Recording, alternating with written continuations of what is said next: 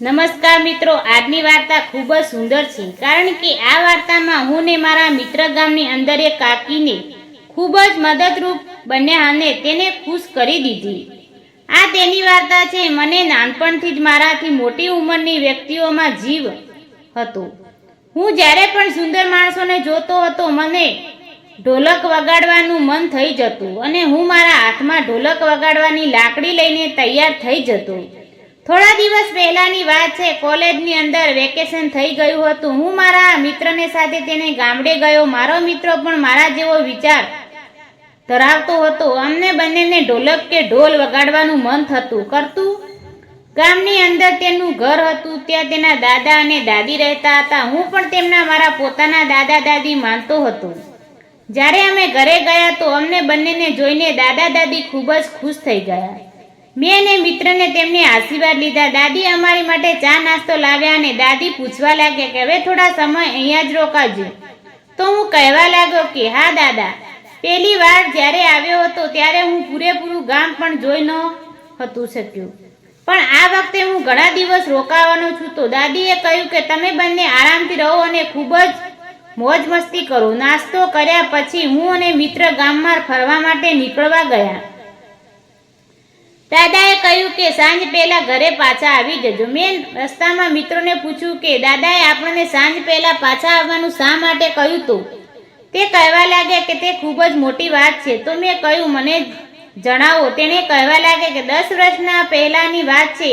આ ગામની અંદર એક ખૂબ જ સુંદર છોકરી રહેતી હતી અને તે વખતે ગામને જે સરપંચ હતા તે ખૂબ જ હલકટ હતા. તેની પાસે ખૂબ જ માલ મિલકત હતી. ગામના બધા માણસો તેનાથી ડરતા. તેને એક ગંદી આદત હતી કે જો તેની નજર કોઈ ખૂબસૂરત જવાન છોકરી આવી જાય તો તે તેની વાડીએ લઈ જતા અને તેની સાથે તે બધું કરતા. અને જો છોકરી ના પાડે તો સરપંચ તેના પતિને પૈસા આપીને તેનો સોદો કરતા અને ગામના ગરીબ ખેડૂતો પાસે પૈસા લેતા. અને જ્યારે કોઈ આદમી રૂપિયા પાછા ન આપી શકતો તો તેની છોકરી સાથે એવું કરતા. આવું તે છોકરીઓની સાથે પણ થયું હતું. એક દિવસ તેના પતિએ ખેતરમાં ભાત દેવા જઈ રહી હતી ત્યારે સરપંચ તેને જોઈને તે ખૂબ જ સુંદર હતી અને તેને જોઈને કોઈનું પણ મન ભટકવા લાગતું. બીજા દિવસે તેના બાપુને સરપંચે બોલાવ્યા અને તેને કહેવા લાગે કે દાદુ, તમે મોટું કામ કરો, મોટો ધંધો શરૂ કરો. તો તેના પિતાજી કહેવા લાગે કે સરપંચ સાહેબ, મારી પાસે એટલા બધા પૈસા નથી કે હું મોટા ધંધા શરૂ કરું છું.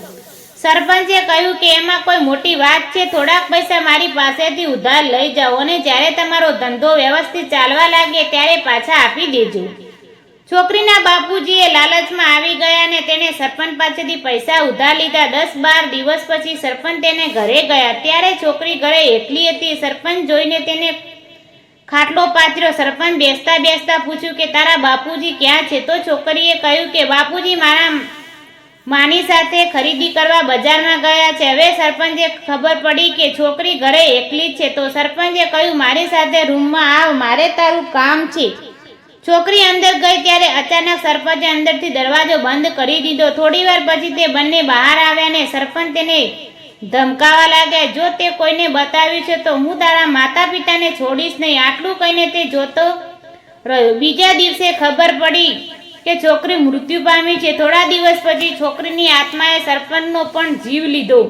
એટલા માટે દાદુજી આપણને કહી રહ્યા હતા કે સાંજ પડે એટલે ઘરે આવી જજો, કારણ કે સાંજે પડ્યા પછી છોકરીનો આત્મા આખા ગામમાં ફરે છે અને ઘણા બધા લોકોને પરેશાન કરે છે. થોડી વાર પછી અમે બંને ઘરે પાછા આવી ગયા. સવારે જાગીને અમે બંને ખેતર તરફ ફરવા માટે નીકળી ગયા.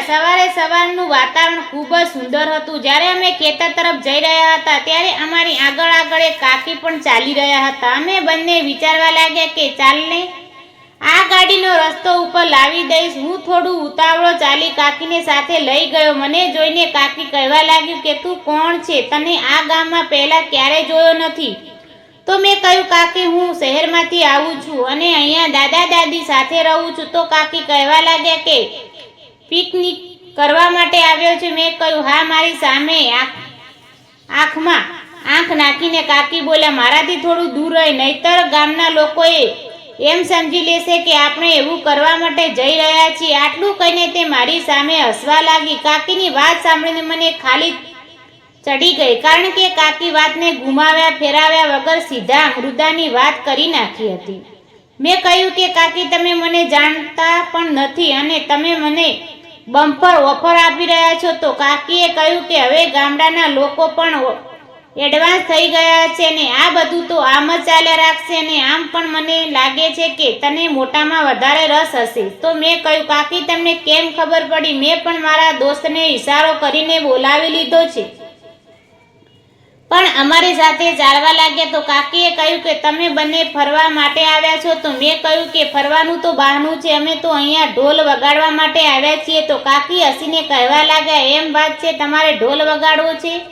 કાકી કહેવા લાગ્યા કે ઢોલ વગાડવા એટલે કે સહેલું નથી, તેને માટે ખૂબ જ તાકાત લગાવવી પડશે અને ખૂબ જ મહેનત કરવી પડશે. તો કાકીએ કહ્યું, જો તમને વિશ્વાસ ન હોય તો ઢોલ વગાડવાનો મોકો આપી તો જુઓ. એ આજુબાજુ નજર કરી તો ચારે તરફ જંગલ હતું. તો આંટી કહેવા લાગ્યા કે જો તમારે ઢોલ વગાડવો હોય તો તમે બંને તૈયાર થઈ જાઓ. આટલું કહીને આંટી જમીન પર સૂઈ ગઈ. મેં મારા મિત્ર તરફ જોઈને કહ્યું, અરે યાર ડિયર, દુનિયા કેટલી આગળ વધી ગઈ છે ને આપણે હજી શું કરીએ છીએ? તો કાકી કહેવા લાગ્યા, ખોટો સમય બરબાદ ન કરો. જો તમારે ઢોલ વગાડવો હોય તો જલ્દીથી ઢોલ વગાડવાનું શરૂ કરો. જ્યારે હું ઢોલ વગાડવાની શરૂઆત કરી રહ્યો હતો અને હું નીચે બેઠો ને મારી નજર કાકીના પગ તરફ ગઈ અને તેને જોઈને મારા પગ નીચેથી જમીન સરકી ગઈ, કારણ કે કાકીના બંને પગ ઉલટા હતા. અમારા બંનેની હવા ટાઈટ થઈ ગઈ. ઢોલની દાડી હાથમાં લઈને અમે બંને ઘર તરફ દોડવા લાગ્યા. દોડતા અમે મિત્રને કહ્યું, અરે યાર, શું તે હાથમાં વાળી છોકરી હતી? તો તે કહ્યું, હા જરૂર છે, છોકરી જશે. ફટાફટ અમે ઘરે આવ્યા ને અમારા સામાન પેક કરીને જલ્દીથી અમે શહેરમાં આવી ગયા. મિત્રો, વિડીયો પસંદ આવ્યો હોય તો વિડીયોને લાઈક અને ચેનલને સબસ્ક્રાઈબ જરૂરથી કરજો. વિડીયો પૂરેપૂરો જોવા બદલે તમારો ખૂબ ખૂબ ધન્યવાદ.